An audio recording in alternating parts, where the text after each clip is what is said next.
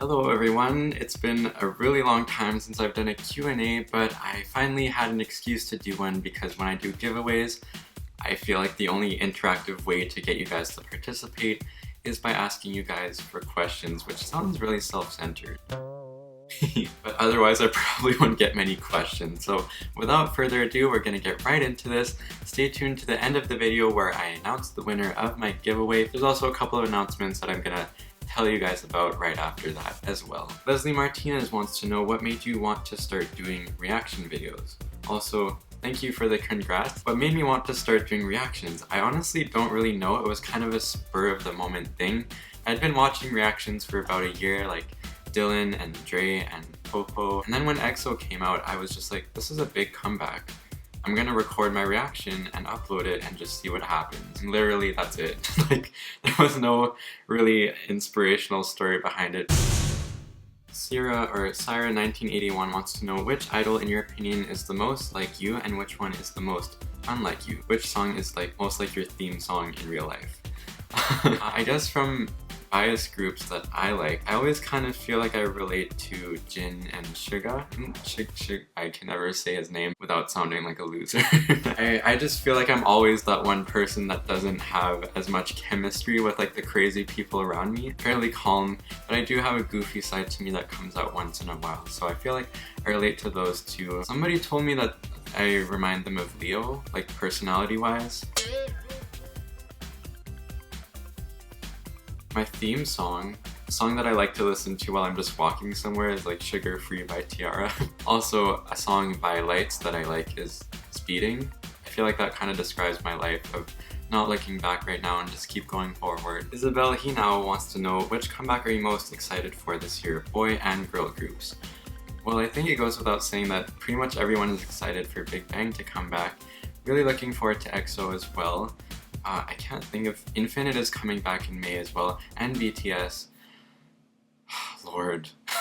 Honestly, there are a lot that I'm looking forward to. EXID, Laboom, how do you even say their name? I don't know. SNSD has come back hopefully sometime in the first half of this year. GFriend is coming back in May, I just found out. Oh, Miss A obviously, that's a big one. I feel like there's a lot that I'm forgetting right now, but those are the ones that just off the top of my head I'm looking forward to. Ekbyani wants to know, was there a point in time you ever regretted getting into K-pop?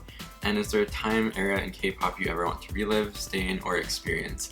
First of all, thank you for your nice comment and for finding my channel. As sad as it is, there definitely was a time where I really tried to not like K-pop, like to just cut it out of my life because I just felt really weird and like I didn't want to share it with people. It felt like I was just hiding a part of myself. So instead of facing it, I just kind of tried to shun it from my life. So I wanted to answer this question because I want to tell you guys, if you're one of those people that just is ashamed of liking it, don't be like, maybe it's not the time for you to let people around you know that you like it. If your friends and people around you respect you, they will like you no matter what you like. So just surround yourself with the right people and you'll be comfortable. Second question, there's definitely an era, like I think 2009, 2010 was most fun for me. I wasn't really in K-pop around 2009, but Billy Chow wants to know, what rookie groups have you listened to recently or in the past year? Honestly, lots of rookie girl groups for me. Red Velvet, when they came out, I really fell in love with them. I didn't like their song that much, but I just really liked them, especially Wendy being from Canada. More recently, I really got into GFriend and Lovelyz when they debuted. But for me, GFriend is a girl group that really has like a whole lot of potential. They have a spark, is what I'm trying to say.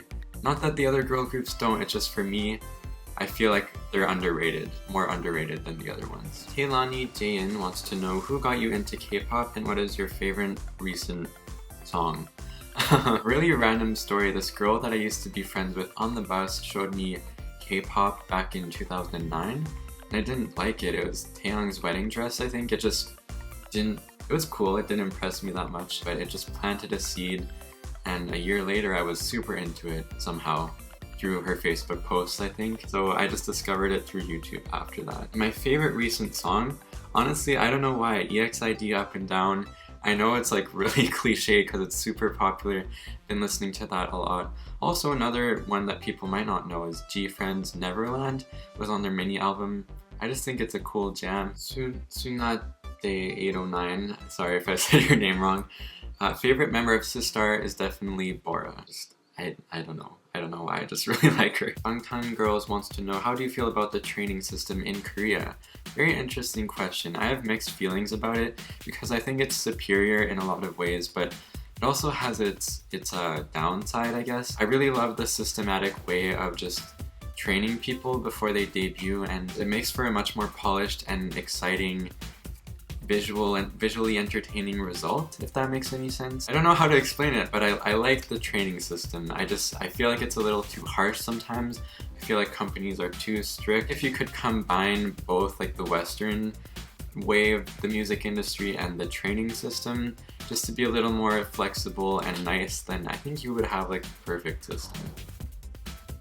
Just my opinion, I could be totally wrong. Ria S wants to know, what member of a group, boy or girl, would you want to see have a solo debut? I was actually recently thinking about this. Even though BTS kind of has Rapmon sort of solo debuting, I'd really like to see Jungkook debut because he's just all around super talented, and I'd like to see how he does on his own.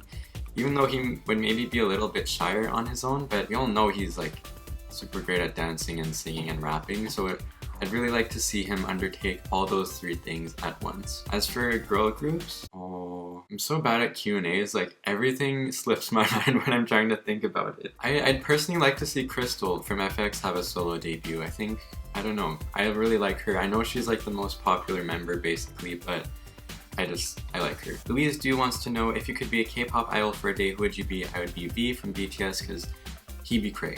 And I want to know what that feels like. Rianne Andrada wants to know, do any of your friends like K-pop, and what do they think about you making a YouTube channel about it? No, my friends they don't hate it, really.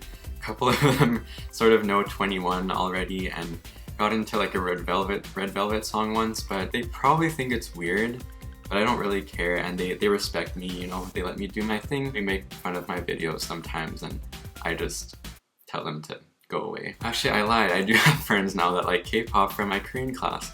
Why did I forget that? And it feels great to be surrounded by them. Last question I'm gonna answer is from the Music Ninja. She wants to know, who do you want to see this year for KCON, and would you rather have it in LA or New York? Groups that I want to see at KCON. Honestly, I would be fairly happy with the same lineup, but bias-wise, I really want to see SNSD again. Even if they're 8, I really want to see BTS again. I'd like to see Infinite there.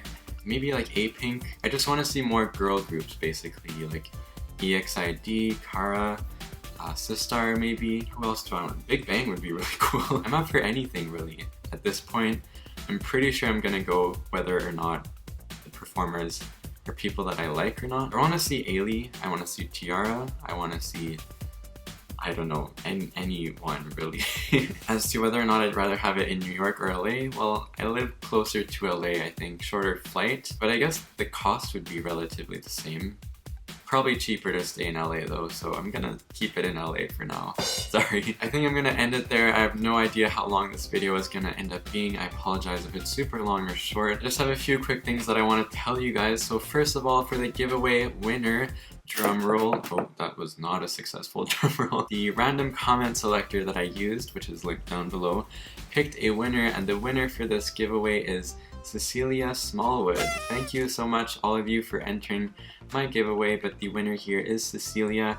I will be messaging you on YouTube or replying to your comment on my video as well, so please keep an eye open for that, and I'll email you the gift voucher of $25. I'm sorry that I can't give you all a prize, but there will be other giveaways soon. I'm really close to 5,000, so keep a lookout for that. As for little updates that I want to let you guys know, this might be a little sad to some people, but I've been thinking of changing my channel name from the main channel that I'm on right now, Awkward K-pop, just to Awkward Luke, which is my second channel right now, but I feel like I would just feel more comfortable with that because I don't want to just be limited to K-pop on here. I want to start making a few videos about just K-culture, like Korean things in general, because some of you might know I'm going to Korea next year, most likely, for a while. So I want to make videos about learning Korean and traveling there. Please let me know what you think about that. I'll call it Awkward Luke if you didn't catch that the first time. And second thing I want to tell you is that I'm thinking of changing Pun Monster's name as well. If you didn't know, Pun Monster is like my alter ego who I do parodies of songs through. I'm not going to tell you what I'm changing his name to, but hopefully it's better. I just feel like Pun Monster is too... It sounds like I'm making fun of Rapmon, which I'm not. And that's everything that I had to say for now. Thank you guys so much for checking out my Q&A. I know it wasn't that fun, but I tried. Next time I'm gonna do something a little different for my giveaway, so please keep an eye open for that. And as always, you can follow me on Twitter and Instagram at awkwardluke. Stay awkward, and I will see you later. Bye!